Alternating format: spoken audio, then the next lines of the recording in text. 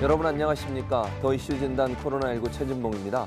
미국에서 코로나19 부스터샷까지 추진하며 코로나19 백신 수급에 더욱 비상이 걸렸습니다. 11월 집단 면역 계획에 차질은 없을지 살펴보도록 하겠습니다. 국내 코로나19 백신 접종을 시작한 지 7주가 지났는데요. 백신 효과에 대한 첫 분석이 나왔습니다. 잠시 후 자세히 전해드리도록 하겠습니다. 전 세계 각국이 백신 접종률을 높이기 위해 안간힘을 쓰고 있습니다. 백신 접종 후 극과 극의 상황을 맞이한 이스라엘과 프랑스 직접 연결해 이야기 들어보도록 하겠습니다. 더 이슈 진단 코로나19 지금 시작합니다.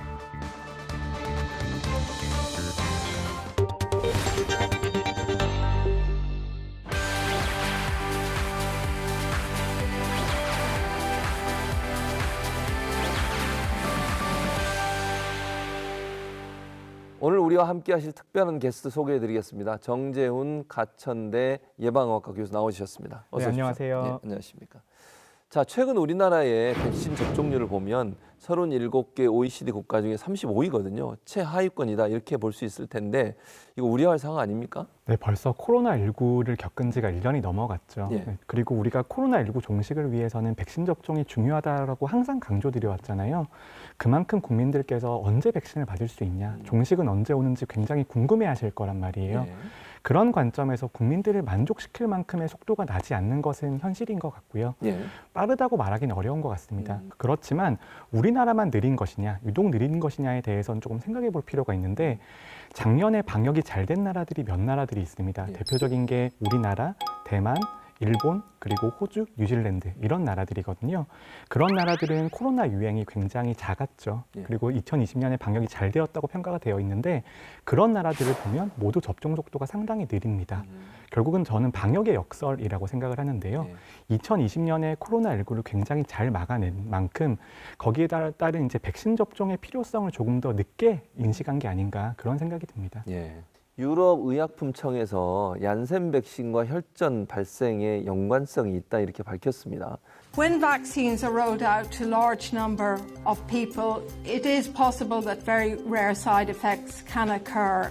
And these will not necessarily have been identified in the clinical trials. 지금 아스트라제네카 같은 경우도 그런 위험성 때문에 연령 제한을 해서 지금 접종을 하고 있는데 그러면 얀센 백신도 그렇게 연령을 제한해서 접종을 할 가능성이 높다고 보십니까? 일단은 이제 얀센 백신의 이제 혈전증, 특히 이제 뇌정맥동 혈전증과 관련돼 있는 또는 혈소판 감소를 동반한 혈전증과 관련돼 있는 레포트를 보게 되면 이제 아스트라제네카보다는 뭐 아직까지 접종 숫자가 많지 않아 통계를 비교하기는 어렵지만 조금 적은 빈도긴 하지만 인과관계는 있을 것 같다. 이렇게 나오면서 사실 바이러스 벡터 백신 자체가 그 희귀한 혈전증, 특히 혈소판이 감소되면서 생기는 혈전증과 연관이 되는 게 아니냐는 레포트들이 사실 계속 나오고는 있는 상황인데요. 근데 최근 들어서 또 나오는 거는 뭐 화이자나 모더나 백신도 혈전증의 위험도가 좀 올라가는 게 아니냐라는 레포트가 또 나오기 시작해서 어쩌면 코로나 백신 자체에 대한 이제 문제가 아니냐라는 또 언급들이 나와서 이제 그 부분에 대해서 많은 전문가들이 다시금 논의하고 연구를 하고 있는 상황입니다. 어떻든 유럽의약품안전청은 그러니까 저희가 잘 기억을 해야 되는데 일단은 아스트라제네카에 대해서도 특정 연령에서 접종을 해라 말해라는 권고 지침 내린 적이 없고요. 국가별로 지금 결정을 하고 있어서 뭐 영국은 30세 미만, 또 뭐 독일은 60세 미만 이런 식으로 결정을 하는 거고요. 이번에 얀센에 대해서도 특정 연령대에 대해서 뭐 접종을 배제해라 이런 얘기는 없었고 접종의 이익이 일단은 부작용 또는 이상 반응에 의한 손실보다는 훨씬 더 좋다. 그러니까 당연히 백신 접종은 하는 게 맞다라고 결론을 내렸습니다. 백신 수급에 대한 우려 이런 부분이 깊어지다 보니까 정부 또 문재인 대통령이 직접 나서서 그런 얘기도 하셨는데 백신 수급을 좀 원활하게 하기 위해서 좀 앞당기기 위해서 미국과 백신 스와프를 맺겠다 이런 얘기를 발표를 했는데 일단 어떤 내용인지 궁금하고요. 또 가능성은 어느 정도 되는지도 궁금합니다. 자, 일단 이제 대정부 질문에서 예. 이렇게 백신 수급에 대한 이야기가 나오는데 이 내용은 정의용 외교부 장관이 얘기를 했어요. 존 캐리 미 대통령 기후 특사가 들어와서 외교적인 논의를 하고 갔는데 이 과정에서 우리가 백신 스와프 얘기를 진지하게 논의했다. 지금 미측하고 상당히 진지하게 협의를 하고 있고 지난번 캐리 특사 왔을 때도 이 문제에 관해서 집중적으로 협의를 했습니다. 이 처음 나오는 얘기입니다. 예. 원래는 통화 스와프죠. 통화 스와프를 백신에 적용을 해본 겁니다. 그 미국은 지금 백신을 많이 비축하고 있는데 백신도 유통기간이 있고 또 아스트라제네카 같은 건 비축을 해놓고 쓰지도 않잖아요, 미국이. 그럼 이런 걸 먼저 우리가 이 스와프를 좀 받자. 대신 7월 이후에 우리가 다시 돌려주는 방식으로 우리가 받았던 제품 그대로. 그래서 이제 이러한 방식이라면 어떨까? 그런데 이게 미국 국무부에서 비공식적인 논의였을 뿐 약간 평가절하하는 반응이 나오면서 이게 이 문재인 대통령이 5월에 방미를 하잖아요. 워싱턴 DC에서 바이든 대통령을 만나면 여러 가지 옵션을 좀 열어놓고 협상할 것으로 관망이 됩니다. 예. 미국 같은 경우는 이제 부스터 샷이라는 3차 접종까지 고려하고 있기 때문에 백신 스와프가 가능할지 하는 부분에 의문도 있거든요. 지금 부스터샷을 해야 되는 이유는 두 가지 요인이 있습니다. 일단은 현재 이제 백신을 접종하고 나서 백신의 효과의 지속 기간에 대한 부분들이 우려가 되는 건데 일단은 뭐 화이자나 모더나나 6개월까지는 효과가 유지된다는 건 확인이 됐어요. 근데 이게 이제 9개월이 갈지 12개월이 갈지 잘 모르겠고 또 12개월이 그 정도 이제 효과가 떨어지기 시작하는 되면 한 번 접종을 해서 좀 더 길게 유효 기간을 늘려야 되는 측면들이 있고요. 두 번째는 변이 바이러스 때문인데요. 변이 바이러스에 대해서 새로운 백신을 개발해서 부스터샷을 해야 될 수도 있고요. 만약에 새로운 백신을 개발을 해서 부스터샷을 하기가 어렵다면 항체가 떨어지고 있는 상황에서 부스터샷에 상체를 올려놓으면 변이 바이러스에 대해서 감염이 되는 확률도 좀 떨어질 수는 있거든요. 왜냐하면 항체가가 떨어지면 변이 바이러스에 더 잘 감염이 되니까. 그러니까 여기서 이제 문제가 되는 거는 어떤 상황이든 다 우리나라나 이제 백신을 공급받아야 되는 모든 국가에 영향을 줄 수 있다는 겁니다. 그래서 첫 번째는 2차까지 했던 거를 부스터를 하더라도 그 백신 자체를 미국이 더 안 내놓을 거 아니에요. 그러니까 그거 자체도 문제가 되고요.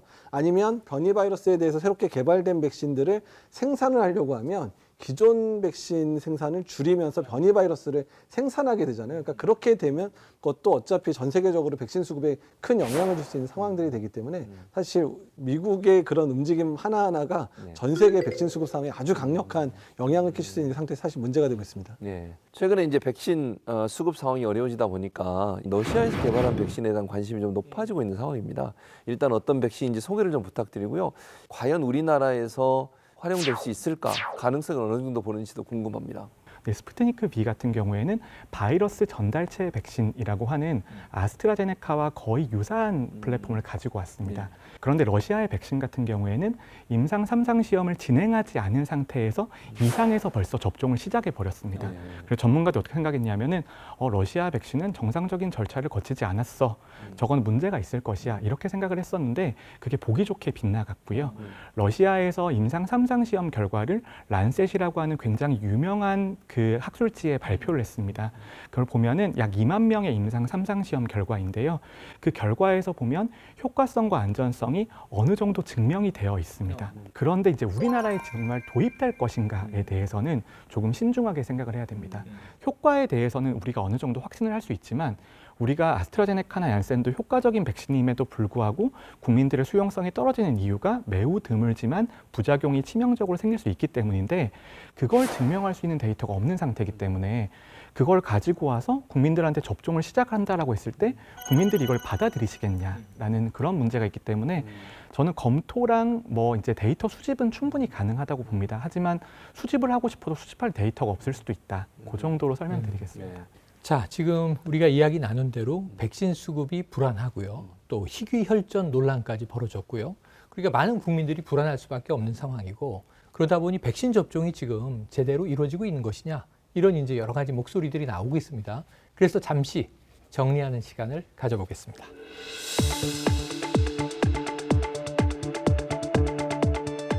네, 최영일의 더 이슈 체크.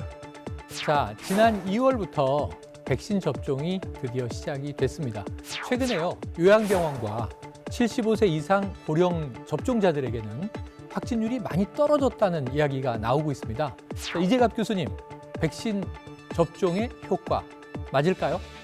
뭐 반은 맞고 반은 틀린데요. 일단은 요양원하고 요양병원에서의 확진자가 줄어든 건 이미 백신 접종 전이 2월 달부터 나타났는데요.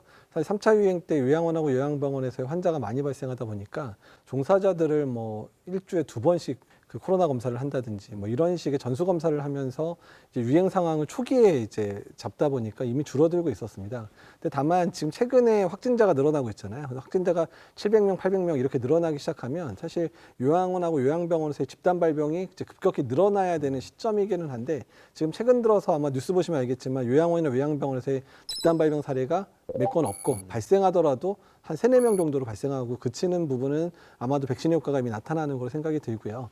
그다음에 75세 이상이 지금 지난주까지 한 40만 명 정도가 접종을 하기 시작을 했는데요. 일단 최근에 이제 백신의 효과 분석을 보게 되면 아스트라제네카 백신 맞은 분들이 한 92% 정도 효과가 있고 화이자 백신 100% 효과 있다 이런 레포트 뭐 아직은 좀 뭐 정교한 분석은 아니긴 하지만 그런 걸 나오는 거 봐서는 일단은 예방 접종을 한 사람에서 효과는 이제 조금씩 드러나는 것 같다. 그렇지만 아직 75세 이상하고 65세 이상의 접종자 수가 많지는 않다 보니까 유행이 더 커지게 되면 중증 환자 당연히 늘어날 수도 있는 상황이라 백신 접종 순차적으로 빨리 해야 되는 당위성도 되고요. 또한 지금 하고 있는 방역의 조건들을 아직은 한동안 유지를 해야 된다는 부분들도 좀 명심을 해주셔야 될 것 같습니다.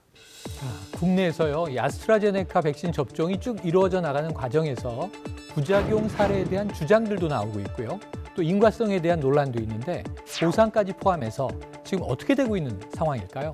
백신 이상 반응이 발생했을 때 항상 나오는 이야기가 인과관계이고요. 그다음에 인과관계가 증명됐다고 하더라도 보상을 받을 수 없는 거 아니냐 이런 말씀들을 많이 하시는데 인과관계를 판단을 할 때에는 인과관계가 있다 없다 이렇게 딱 2개로 나눠서 평가하는 것이 아니고요. 총 5가지 단계로 나눠서 평가를 하는데 가장 가능성이 낮은 편에서 가능성이 100%인 것까지 저희가 그 구간을 나눠두고 평가를 하게 됩니다. 보상하는 과정에서는 우리가 충분히 넓게 봐서 조금만 인과관계의 가능성이 있으면 가급적이면 보상을 해드리는 방향으로 저희도 결정을 하려고 노력을 하고 있습니다.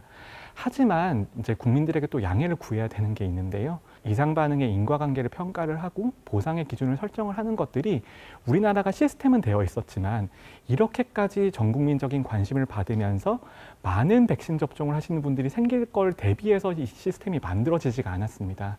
그래서 이제 시스템 자체, 인과관계를 평가하거나 보상을 해드리는 그 위원회랑 자문회의 같은 것들도 이미 과부하가 굉장히 많이 걸려 있는 상태거든요.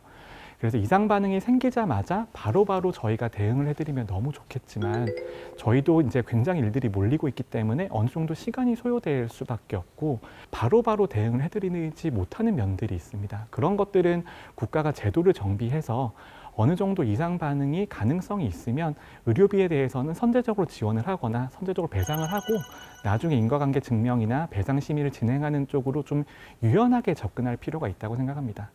네, 자, 인과성의 평가와 보상에 대해서 아주 이해가 잘 되는 시간이었습니다. 지금까지 더 이슈 체크였습니다.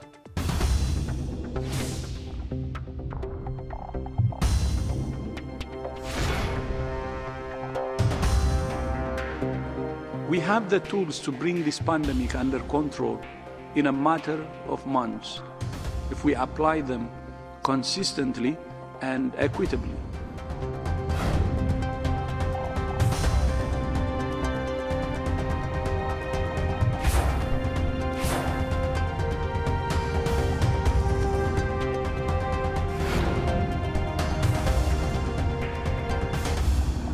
전 세계적으로 백신 빈익빈 부익부 현상이 고착화되고 있는 상황이다 이렇게 볼 수 있을 것 같고 WHO도 백신 이기주를 경고하고 있는 상황인데 정 교수님 이 좀 심각한 상황 아니겠습니까? 코로나19 종식을 바란다면 반드시 전 세계의 모든 사람들이 백신을 공평하게 나눌 필요가 있는데요. 한 예로 변이 바이러스 예를 들고 싶습니다. 어떤 나라에서 완전한 집단 면역이 형성됐습니다. 그러면 그 변이에 대해서는 완전히 종결이 된 것이죠. 하지만 가난한 나라에서 유행이 계속이 되고 그다음에 가난한 나라들이 인구가 굉장히 많은 경우들이 많지 않습니까? 그런 나라에서 확산이 지속이 된다면 그 나라에서 변이 바이러스는 계속 등장하게 될 겁니다. 그러다 보면 기존에 백신 접종한 사람들의 면역도 회피할 수 있는 바이러스가 나타날 수 있게 되고요. 그런 것들이 다시 접종이 완료된 선진국으로 다시 유입될 수 있습니다. 이 범유행 감염병이라고 하는 것이 나만 막는다고 절대 끝나는 것은 아니고요. 집단 면역의 개념이라고 해서 우리가 우리나라, 우리 공동체만 집단 면역을 형성하자라는 건 절대 말이 안 되거든요. 전 세계가 동시에 공평하게 접종을 해야지 이 상황이 끝날 수 있는 것이고요. 가난한 나라들에 대해서 접종이 이루어지지 않는다면 3년 뒤, 4년 뒤에 더 강력해진 변이 바이러스가 또 유행할 수 있는 그런 상황입니다. 그래서 WHO가 코백스 퍼실리티라는 걸 통해서 염가로 많은 백신들을 그런 저개발 국가들에게 공급해 주자라는 그런 모토를 가지고 있는데 그런 의미에서 아스트라제네카 백신과 얀센 백신처럼 보관이 편리하고 값싼 백신, 1회 접종만 가능한 백신들이 큰 가치를 지니는 거죠. 여기서 잠깐 해외에 계신 분을 직접 연결해서 그 나라는 상황이 어떤지 한번 점검해 보도록 하겠습니다. 백신 접종률 1위, 60% 정도의 국민들이 백신을 접종한 것으로 알려지고 있는 이스라엘을 먼저 연결해 볼 텐데요. 이스라엘에 살고 계신 우리나라 교민이십니다. 이후란 씨가 연결돼 있는데 이후란 씨 나와 계시죠? 네, 안녕하세요. 예, 반갑습니다. 자, 먼저 이스라엘 접종률이 60%를 넘어서서 세계 1위를 달리고 있는 상황인데 이우란 선생님뿐만 아니라 주변에 계신 분도 다 접종을 마치셨는지 궁금하거든요. 제가 아는 모든 사람들은 다 예방접종을 받았습니다. 예방접종을 받지 않은 사람은 제가 피하려고 합니다. 자, 거의 집단 면역이 형성돼서 이 실외에서 마스크를 벗고 뭐 환호하고 활동하는 장면들이 우리나라 뉴스에도 많이 나오는데요. 좀 일상생활에서 차이를 느끼고 계십니까? 우리는 이제 야외에서 마스크를 사용하지 않아도 되고요. 실내에서만 마스크를 착용할 수 있게 됐습니다. 많은 사람들은 다시 정상으로 바닷가에도 가고 여행도 하고 사무실로 복귀하고 레스토랑, 쇼핑몰 다 열렸고요. 이스라엘 거의 코로나 전으로 돌아왔다고 생각하면 됩니다. 마지막으로 한국 같은 경우에 지금 백신 수급 때문에 여러 가지 논란이 있는 상황인데 먼저 백신을 맞으셨고 또 60% 이상의 백신 접종률을 보인 이스라엘에 살고 계신 교민 입장에서 우리 정부나 방역당국에 조언을 해주신다면 어떤 조언을 해주실 수 있겠습니까? 코로나 전염병이 시작됐을 때 한국은 이스라엘과 세계에 아주 좋은 방역을 보였습니다. 이스라엘은 한국에서 효과적이고 효율적인 코로나 테스트 방법을 쭉 관찰해봤고 그 방법을 많이 배웠습니다. 이제 한국은요, 이스라엘로부터 가장 효과적이고 효율적인 예방접종 방법을 배울 수 있다고 생각합니다. 한국도 이스라엘처럼 접종을 멈추지 않고 꾸준하게 사람들에게 접종을 하면 좋겠습니다.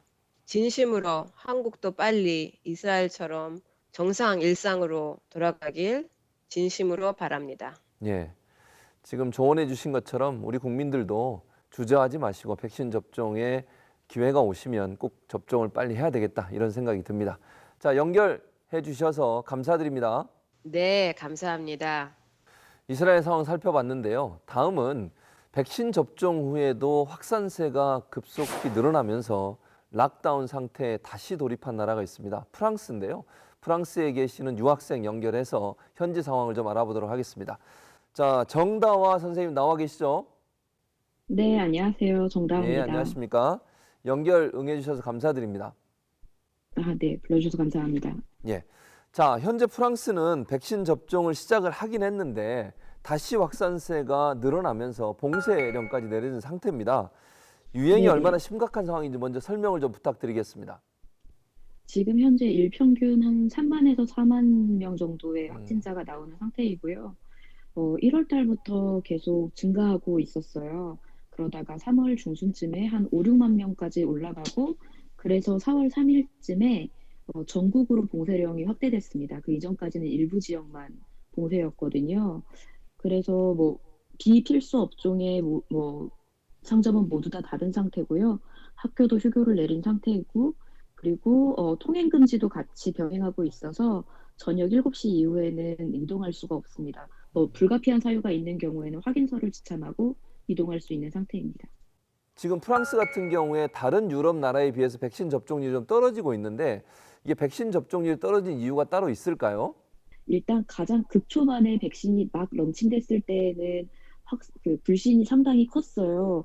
개발된 지 얼마 되지 않은 백신인 것도 한몫을 했고 그리고 이건 제 사견이긴 하지만 이곳의 프랑스 분들이 좀 백신이라든지 약을 복용한다든지 하는 것에 조금 부정적이세요. 그래서 아무래도 좀 자기 면역력을 가지고 이겨내는 편이 더 좋다라는 생각을 갖는 분들이 훨씬 많아서요. 실제 병원에서도 그렇고요.